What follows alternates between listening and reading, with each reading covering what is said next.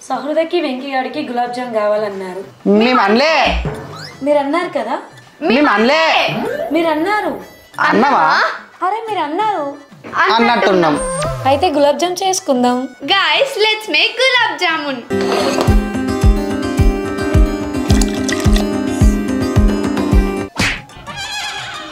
నేను పక్క పెట్టడంతోనే వచ్చి తీసేసుకొని తింటున్నావు. పిండే తింటారు. పిండి తినడం. నువ్వు పిండి తినడం కోసం ఏమంటావు కదా. తెలిసిపోయిందా?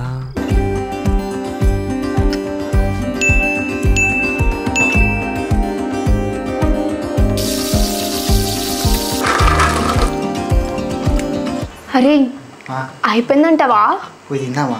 ఉత్తరా అయిపోయిన తర్వాత మా అమ్మ వచ్చే ఇస్తుంది కదా, అప్పుడు తిందాం. ఓకే పద.